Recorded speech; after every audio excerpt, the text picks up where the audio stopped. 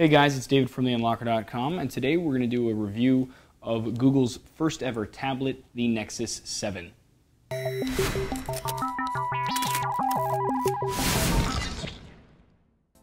Okay, so really quick, let's get the specs out of the way. The tablet itself has a 1.3 gigahertz quad-core Tegra 3 processor. Also with that is coupled a 12-core GPU, which is a graphics processing unit. It has an 800 by 1280 pixel 7-inch IPS display. It comes in the 8 gigabyte or the 16 gigabyte version. 16 gig is $50 more than the 8 gig. It has a 1.2 megapixel camera on the front, no rear camera, has Bluetooth, Wi-Fi B, G, and N, and is running Android 4.1.1, which is also called Jelly Bean. Okay, now that we got that out of the way, this brings us on to the hardware and the styling of the device. So, as you can see, the entire front is pretty much just the screen. There's a small bezel around the outside, and then also the camera up here at the top for video calling. That's pretty much it on the front. If you turn the screen off, you can see it's pretty slick, very minimalistic, very simple design. It's just a black screen and there's nothing else on here really. Flipping it over, on the side here you can tell that these are the only buttons on the device.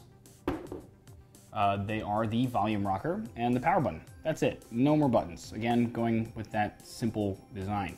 On the bottom we have the headphone jack and the micro USB charging port and data cable port. This little line here down at the bottom is actually a speaker. And then that's it. On the back here you have this kind of, it almost looks like a leatherish sort of feel. It's not, it's definitely plastic of some sort.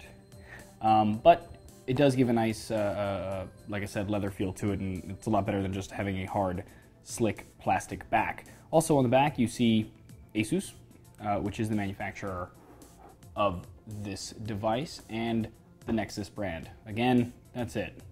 Very simple, very minimalistic, nice and sleek. Next up, let's talk about the performance of the device. As you can imagine, as I mentioned before, it has a quad-core processor and 12-core GPU. So, what does that mean? It means anything that's designed for Android runs pretty much flawlessly. Most things designed for Android are meant to take advantage of dual-core processors and stuff, and they haven't really even pushed the limits of those processors. So having a quad-core and a dedicated GPU kind of just puts it over the top. There isn't really any app that I've seen that it can't handle as smoothly or more smoothly than any other device, Android device. So you can see swiping through, fluid, no issues even with my live wallpaper running here. Clicking into apps, opens them pretty much instantly. I'll bring that one back up pretty quick. And even things like games load up pretty fast.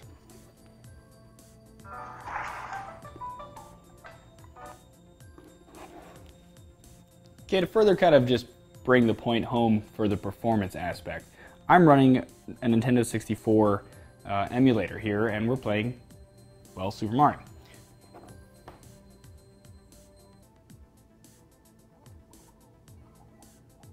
And you can see it's running just fine.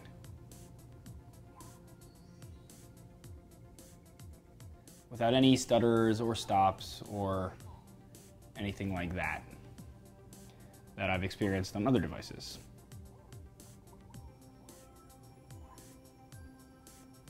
So you get the idea. Okay, moving on to the software of the device. It's running Android Jelly Bean. So any other device running Android Jelly Bean is going to work pretty much the same. Again, it's also a Nexus device, which means that it doesn't have any carrier software on it, doesn't have any manufacturer bloatware. It's pure Google. It will always get updates directly from Google. So the latest updates for Android will always come to it first before other devices like current devices that people are actually still waiting for, gingerbread updates or ice cream sandwich updates. This will get those updates immediately, along with the Galaxy Nexus and other Nexus devices. If I take my Galaxy Nexus and put it next to it, you can even see it's almost identical. The buttons are the same, screens function in the same way, app drawer is the same. All of the apps that run on one run on the other. There are some optimized tablet apps, and I'm sure more of those are going to come now that Google's got into the game, and developers are probably grabbing this. But for the most part, your experience with this is going to be the same as this. Only difference is that large screen, the quad-core processors, which make everything run a little bit smoother, and the price point, which we'll get to in a second.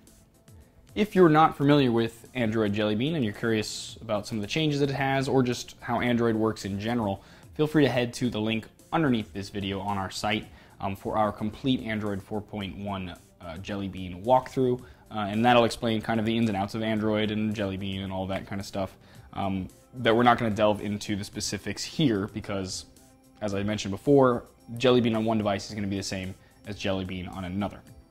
Since we are the unlocker, we have to talk about rooting. The device already been rooted. Since it is a Nexus device, it comes with a command for us to unlock the bootloader, so it's pretty simple to do that. There's no real barriers to get it that rooted. So, of course, it's already been rooted. There are already even custom ROMs for it that add different things. One of the things that the device is missing that, say, my Galaxy Nexus has is Flash in the browser because it doesn't have the normal browser. The only browser you get is the Chrome browser, which is their new replacement for the regular browser, which is actually really cool on the tablet, but doesn't have Flash.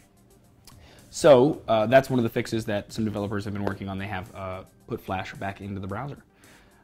Other than that, the normal benefits of overclocking, custom ROMs, themes, all that stuff is available already for the device. So if you're interested in doing that, simply head to our site and there's links underneath this video to take you to those tutorials. Okay, so let's do a quick run through of how Google would probably want you to use this device. The whole concept for them is content. They want you, just like Kindle or Amazon wanted you to do with the Kindle, check out ebooks, magazines, games, movies, etc. So we get to all those by going to the Play Store. And this is where you normally would get your apps. They just recently added the magazines and the television stuff.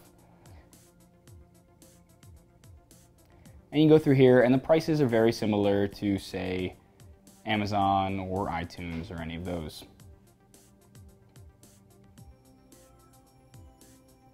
One of the neat things about it, too, is that whenever you do purchase a movie or a magazine or any of that, it doesn't actually save it to the device. So even though this device only has 8 gigs, the model that I'm using, I'm not using any of that for Ron Burgundy, for example.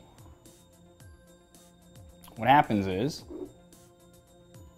you have the option with this little pin button here to decide if you want to download it locally.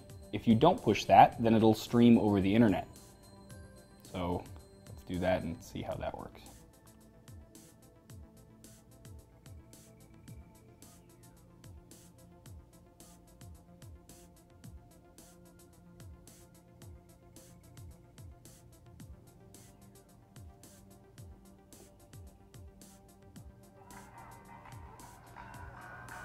Okay, and give it a second to buffer. That wasn't too bad. And this is an HD movie as well. So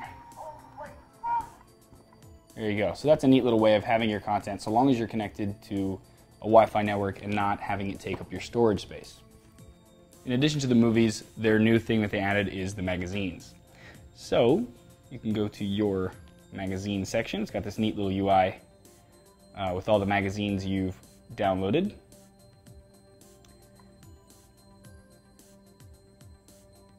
And clicking on any one of them brings you to the magazine. Also, you can tap and you have a little kind of table of contents, quick thumbnails that you can get to different pages that you want. But again, works just pretty much the same way as the Kindle or any of the other devices like that. In addition, they do have their music, which most people are familiar with, using Google Play. Again, same concept where you don't have to save the stuff to the device. It's all in the cloud. So long as you have an internet access, you can stream it relatively quickly. You don't really notice a big difference. The only downside to this streaming thing is, for example, here in New York, when I go into the subway, I have to download the things locally before I do that. Other than that, you also have your books. In addition to all of those things that Google really wants you to use and work really well on this size of a screen, you do also have your normal apps. Any of the apps that work on Android will also work on this, and widgets as well. And that, of course, brings us to the primary purchasing factor about the Nexus 7, and that's the price. All of that stuff I just mentioned, the fact that it has more processing cores than any other, well, most devices on the market that are Android, or even not Android for that matter, has the dedicated GPUs, runs everything pretty flawlessly, gets direct updates from Google, is nice slick design, has a good solid feeling to it. It's $200, at least the 8 gig model. The 16 gig is $250, and either way, that's still very inexpensive for a tablet. The only other tablet that's anywhere near that in price comparison is the Kindle Fire. And because of the fact that this is a direct device from Google, gets all the updates, is running the latest versions, has all of the apps, etc., it kind of puts the Kindle Fire a little bit to shame, because you can download the Amazon Kindle app on here and essentially read your same books from the Kindle Fire. So what really makes this such a great device and why everyone's buzzing about it on the internet is that price and what you get for that price.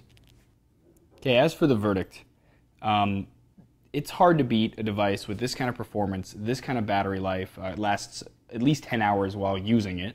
The fact that it fits in my back pocket of certain cargo pants and has this nice slick look and feel about it, can use all the apps that my Android devices can use, has this nice size screen, and it only costs $200, you kind of have to say that this device is just awesome. For that price, it can't be beat.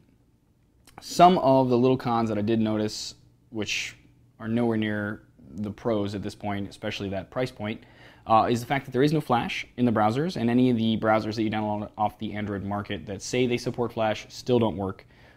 But you can root the device and get Flash that way. And also the only other con that most people talk about is the fact that there's no rear-facing camera. But, you know, then again, holding up a giant tablet to take a picture is a little cumbersome anyway. And it does have the video camera on the front for video calls and stuff like that.